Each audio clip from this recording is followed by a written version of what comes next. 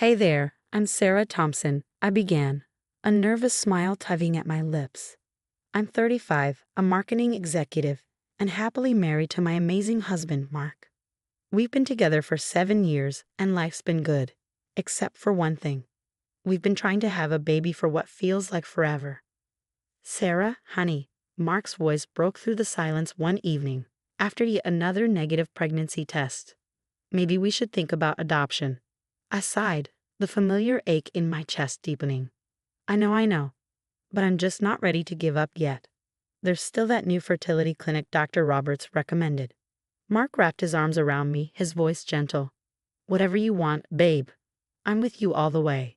That was Mark, always supportive, unlike my older brother, Eric, and as if on cue, the devil himself waltzed in without warning. Little sis, how's the baby making going? Eric's booming voice filled the living room as he made himself at home, uninvited, like always. I forced a smile. Eric, what a surprise, I replied, though it wasn't. We're still trying. He flopped down on the couch, helping himself to a beer from our fridge. You know, Mom and Dad aren't getting any younger. They're always talking about wanting grandkids. Thanks for the reminder, I muttered under my breath. Completely oblivious, Eric kept going. By the way, did you hear? They're thinking about revising their will, something about the family legacy. My ears perked up. Our parents, Richard and Eleanor Thompson, had built a successful real estate empire. I'd never cared much about the money, but Eric's tone made me uneasy. What do you mean, revising a will? I asked, trying to keep my voice steady. Eric shrugged, too casually. You know how they are, always planning for the future. Probably want to make sure their grandkids are taken care of. The way he emphasized grandkids made my skin crawl. I quickly changed the subject, but his words lingered long after he left. Later that week, I met up with my best friend Lisa for coffee. As soon as I walked into the cafe, she could tell something was off. Spill it, Sarah. What's going on? I recounted Eric's visit, along with the weird vibe I got from him. Lisa listened carefully, her brow furrowed. Sarah, I don't want to freak you out, but be careful around Eric. Something about this doesn't sit right with me. I know, I admitted, grateful for her concern. It's just, it feels like he sees me as some kind of competition. It's ridiculous. Trust your gut, honey. And remember, you've got people in your corner. Speaking of which, any news from the fertility clinic? A small smile crept onto my face. Actually, yeah, we're starting a new treatment next week. Fingers crossed. As I left the cafe, I couldn't shake the feeling that something was about to change. Little did I know just how much.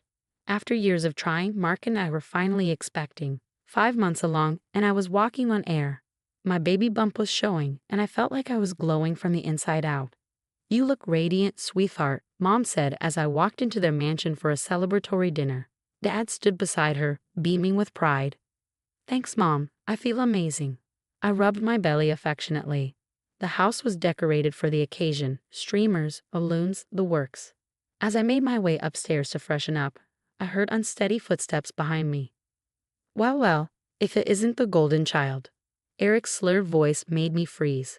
I turned to see him, disheveled and reeking of alcohol. Eric, are you drunk? I asked, heart racing as he stumbled closer.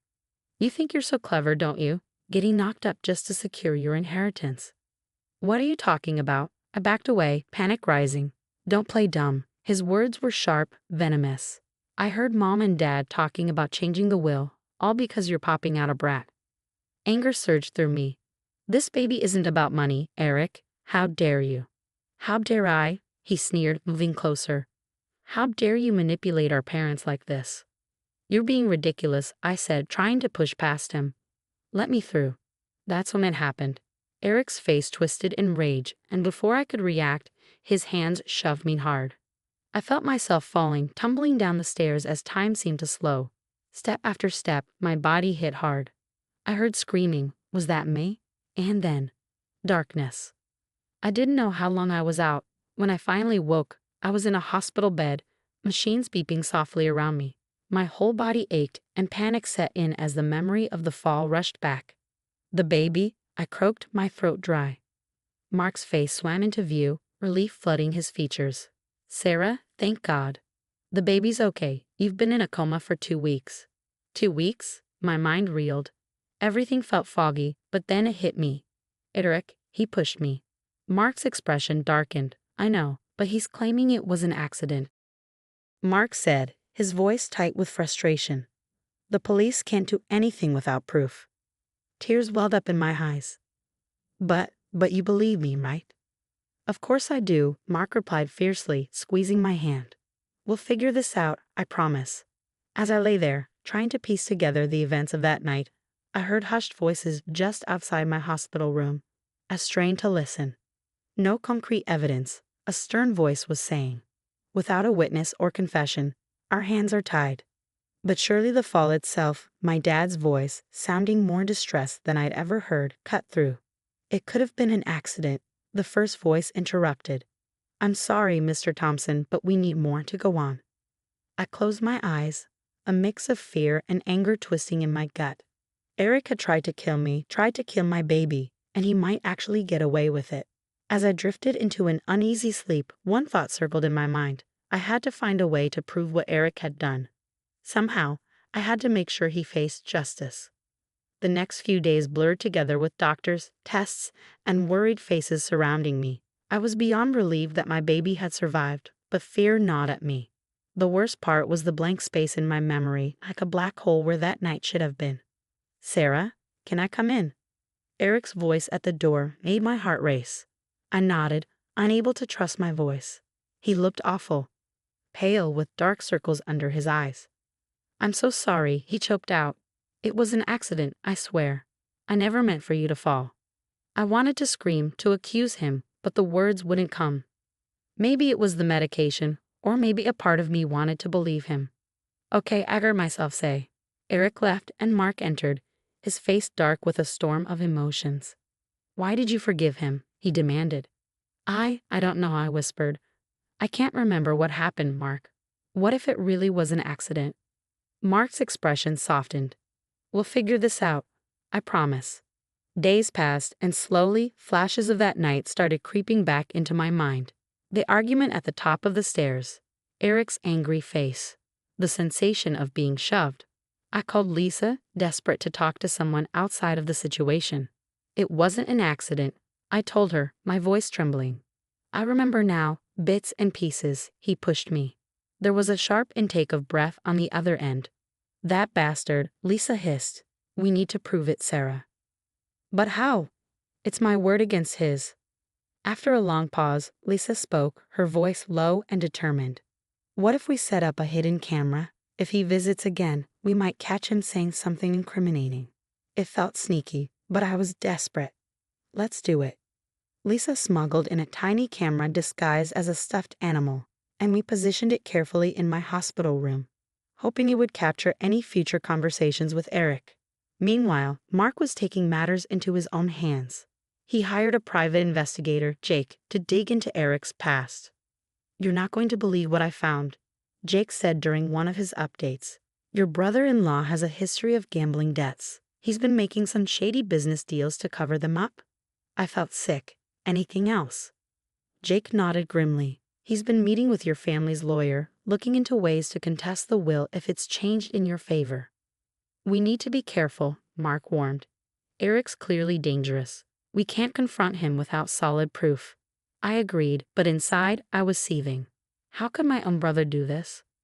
The next day, as if summoned by my thoughts, Eric showed up again. This time, I was ready. The hidden camera was in place, and I steeled myself for whatever might happen. Hey sis, Eric greeted me, overly cheerful. How are you feeling? Better, I replied cautiously. Eric, we need to talk about what happened that night. His face changed instantly, a flicker of fear, maybe anger, before he quickly composed himself.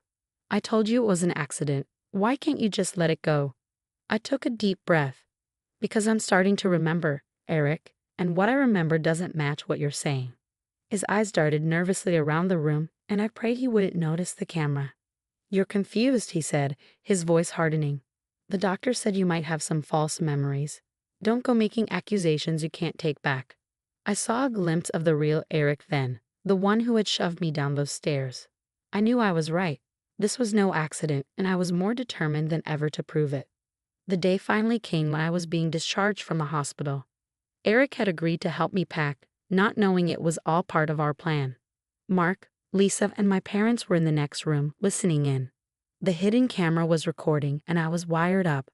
My heart pounded as Eric walked in, all smiles. Ready to go home, sis. I took a deep breath, steeling myself for what was about to come. Almost, but first we need to talk about what really happened that night, Eric, I said, my voice steady. His smile faltered. We've been over this. It was an accident. Was it? I pressed. Because I remember you pushing me. I remember you talking about the will. Eric's face darkened, and he stepped closer. You don't know what you're talking about. Don't I challenged. I know about your gambling debts, Eric. I know you've been meeting with the family lawyer, looking for ways to contest the will. He moved closer, his voice low and dangerous. You better watch what you're saying. Or what? I shot back. You'll push me down the stairs again. Eric let out a bitter laugh. You know what? Fine. Yes, I pushed you. You and your perfect little family were about to ruin everything. Do you have any idea what it's like, always being second best? I felt a wave of nausea. So you tried to kill me? Your own sister? His eyes narrowed. I didn't mean to push you that hard, he snarled. But you just wouldn't shut up about the baby, about how happy Mom and Dad were. I couldn't take it anymore. Suddenly, the door burst open. Mark, Lisa, and my parents rushed in, their faces filled with horror and disbelief. How could you? Mom sobbed. Dad's voice was cold as ice. You're no son of mine. Get out. Eric's face paled as the realization hit him. You set me up, he hissed at me. No, Eric, I said, my voice steady. You did this to yourself. The next few hours passed in a whirlwind. The police were called, statements were taken, and Eric was arrested on the spot, charged with attempted murder of me and my unborn child. As the investigation deepened, more of his crimes surfaced. Fraud, embezzlement. It was like opening Pandora's box. In the weeks that followed, I focused on my recovery and preparing for my baby's arrival. My family rallied around me, showering me with love and support. Mom and Dad revised their will, cutting Eric out completely. But honestly, I didn't care about the money. All I wanted was for my family to be safe. Then the day came.